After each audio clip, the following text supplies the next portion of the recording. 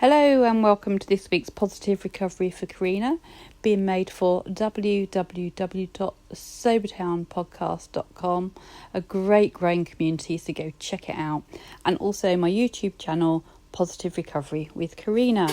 So this week, what are we going to be talking about? Let's dig in the cookie jar and have a little look. It's going to be, all fingers and thumbs this morning.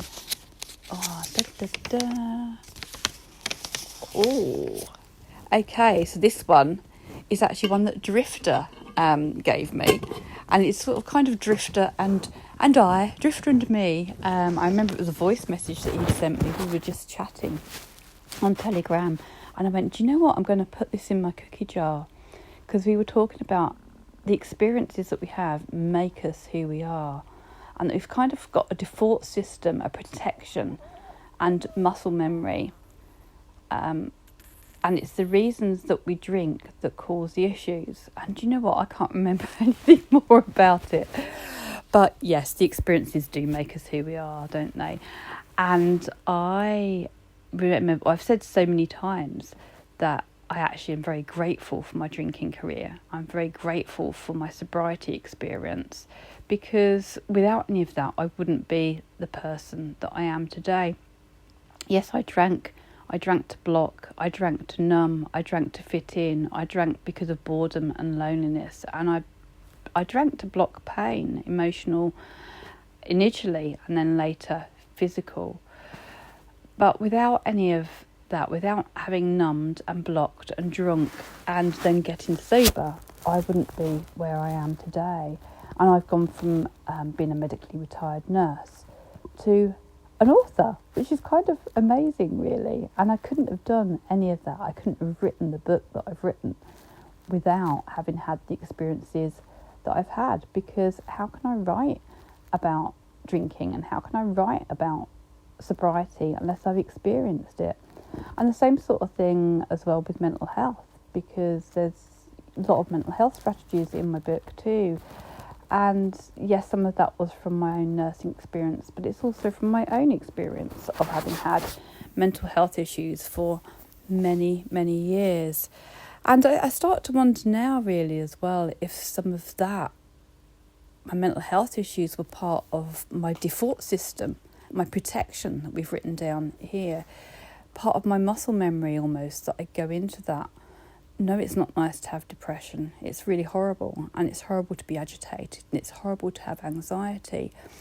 But also I do wonder if our bodies and our minds sometimes just go into shutdown because we just cannot take any more or cope with any more, and it's like our own protection. Anxiety is definitely a protection. Anxiety is something that keeps us safe. It's not nice when we have free-flowing anxiety, but without anxiety, we wouldn't survive.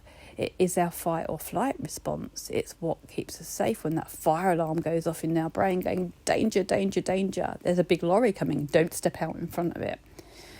But we've got very high alerts now, I think, a high alert system.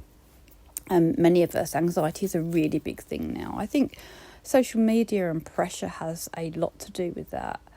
But also I think we have to recognise the fact that the people that really needed high amounts of adrenaline were our ancestors when they were faced with tigers and saber-toothed tigers to fight. And the people that survived were the people that had the most adrenaline and the most anxiety. So I think naturally it's kind of evolved over thousands and thousands of years. But our way of being does become our muscle memory, because this is what we've put here. It is our muscle memory. And a muscle memory is something that we do over and over, and it becomes stuck. Well, not stuck, but it becomes our way of being.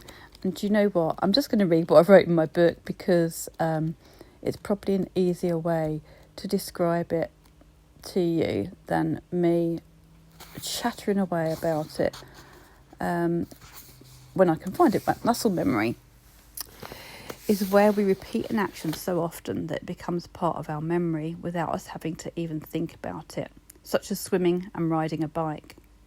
When I went to test ride my automatic trike, I rode it much better than my partner, who'd been riding on 2 wheels for years. His muscle memory kept on looking for the clutch and the gears. Mine didn't, as I have no experience of riding a bike like that. He is, however, much better at walking than I am, and I'm still working on retraining my muscle memory to do this. Habits and addictions also become part of our muscle memory. That's why we have to retrain ourselves when we want to change. And yeah, I also think about my disabilities as well, and I think about my chronic illness. And actually, I think they happen for a reason. When I was saying that it is our protection, and I think it is our protection. Definitely, our body, we treat our bodies like computers. We overload them, and then we crash. And although we say, yes, we're going to have self-care and we're going to look after ourselves, we're not very good at doing that. And in the end, our bodies just go, whoa, enough is enough. If you're not going to slow down and you're not going to stop, then I'm going to make you. Let's just look at habits as well. So if we've got habits, is generally thought that it takes 66 days to break a habit.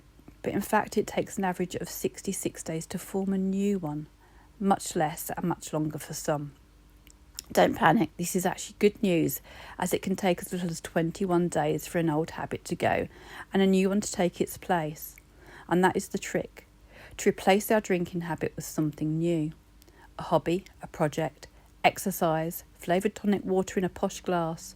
The joy I now have when I hear the sound of the kettle and have a lovely cuppa is far more wonderful than the opening of that bottle. Because it is our go-to, isn't it? Now, I do put on the kettle and have a cuppa. But the old me, my default system and my protection and my muscle memory was to come in from work and open a bottle. And when I was off sick, it was just open a bottle as soon as I could. As soon as I felt pain, emotional pain, physical pain, didn't like any of it. And when I was bored and lonely, it just got a lot worse. And that was my default system. I couldn't cope with life, or so I thought. But the truth is, I wasn't really allowing myself to cope with life, because my default system, my muscle memory, had become open a bottle. I don't feel very comfortable. Have a drink. And so I never actually gave myself the chance to deal with life and cope with it.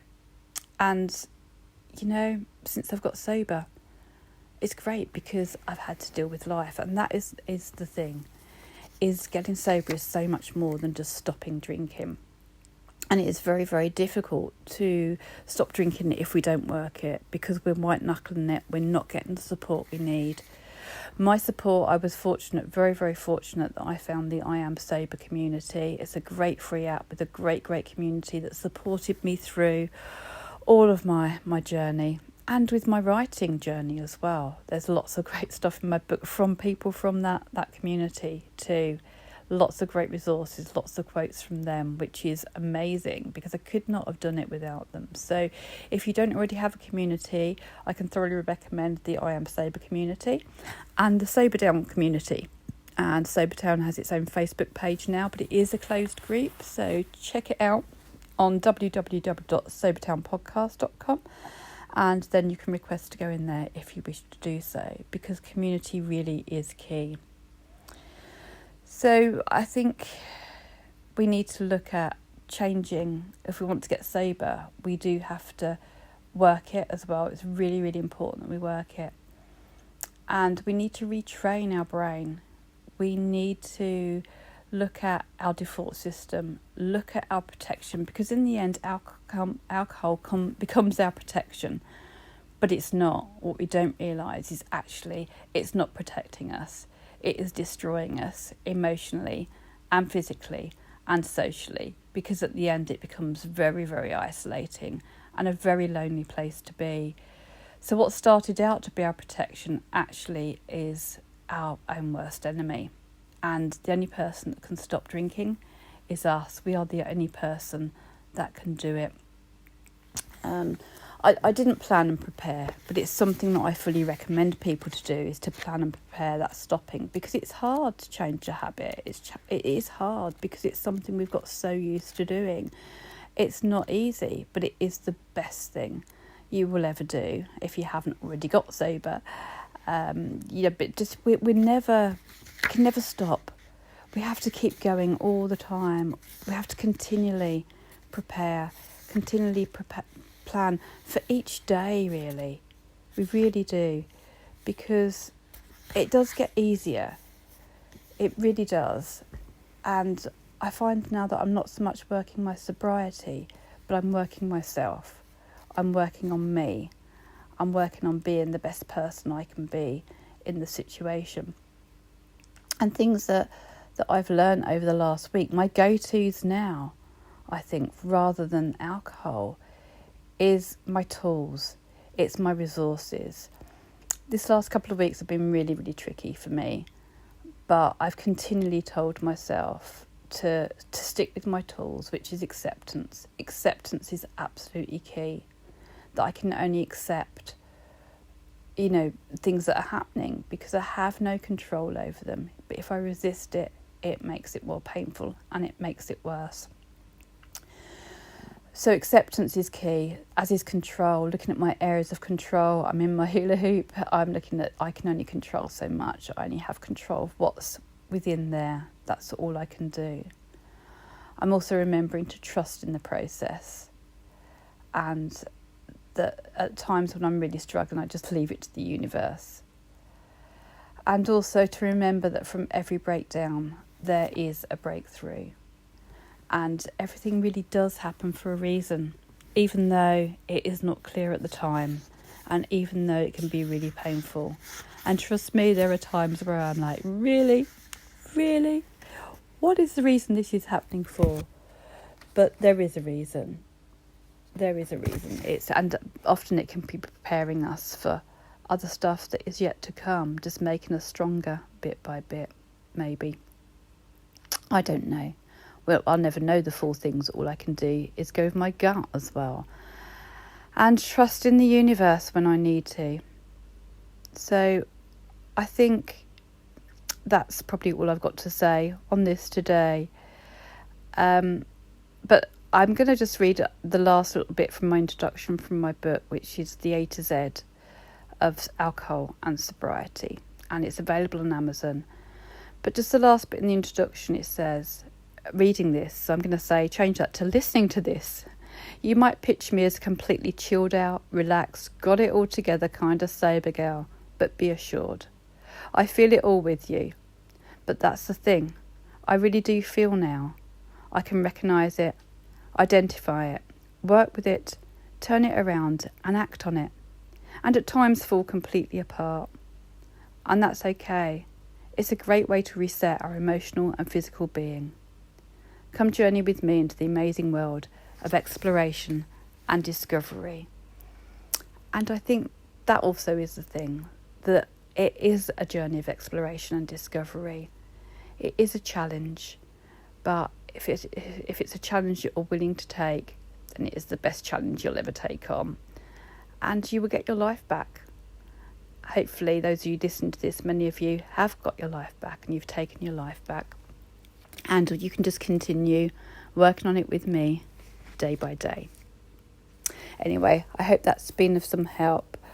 Not another drop, no matter what, from this side. I hope you've got your affirmation as well of what you say to keep you heading in the right direction. And I'll catch you again real soon. Take care. Bye-bye for now.